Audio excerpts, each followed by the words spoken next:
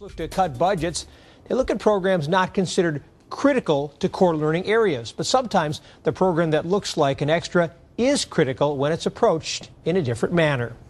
Kim has such a story she found at the Orono Intermediate School District this morning, and we're going to hear more about that. It's kind of an unexpected find, because when the art teacher at Orono Intermediate first contacted me about an annual festival at the school, I thought the festival itself was the story. Well, we quickly realized the entire art program is the story.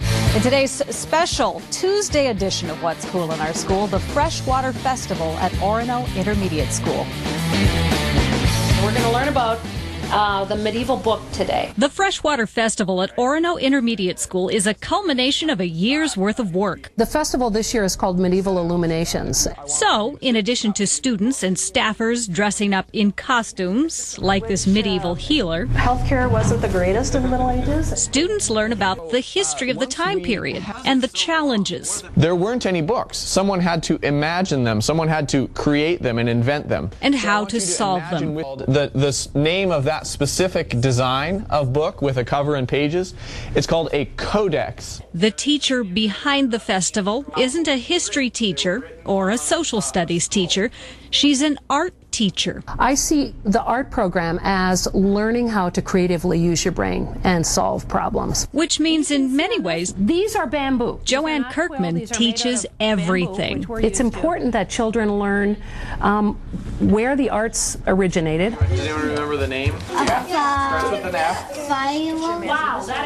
Almost. How they change, how they evolve. If you press hard, do you see how that split in the bamboo opens up and the ink comes out? Students at Orono started incorporating studies of the Middle Ages into their classes last September. They start with one core piece of art and branch out from there. Our anchor work this year was a medieval tapestry, the unicorn tapestry. So we talked about fibers and fabrics. Which took them to Asia.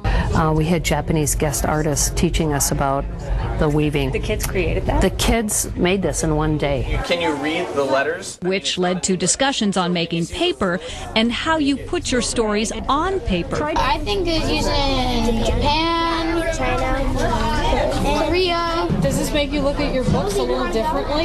Yeah. Why? Because I've never seen over there, I never saw a language written like that. Yeah, it's a European language. Opening up the students' understanding of how their world has evolved.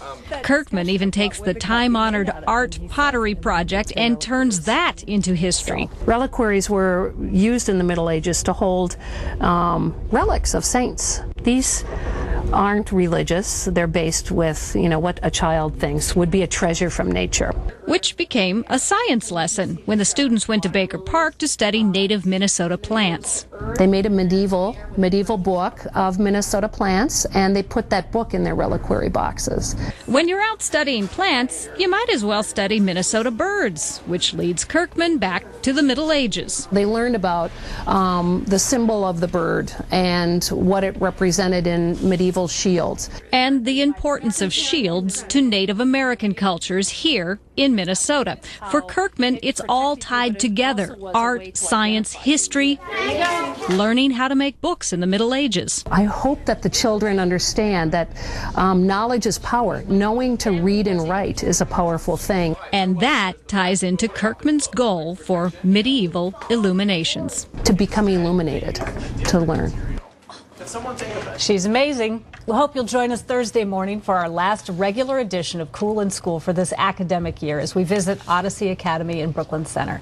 And we'll have a few segments throughout the summer. You can see other stories from this academic year at KARE11.com. Click on Take Care and Education. Do you remember 10 plus years ago, maybe we did a promotional thing here at KARE TV? You said you never forget a great teacher, and you had to say who your teacher was. How many do you think will remember her? Well, to meet an art teacher who's talking about helping kids in math and science and everything else through what she does in her class was extraordinary. And history and different cross cultures and all the rest of it. It was just like very impressive. It's cool. Jeff Olson joins us at 646 in the backyard. Hi, Jeffrey. Let me completely agree with you guys. What a blessing for your kids to have that teacher. Yes. Holy cow. That is just amazing. Thank you, Kim. What a great story. I'm glad I was working today to see that. Oh, thanks. Yeah, boy, hats off. Hats off, but umbrellas up today.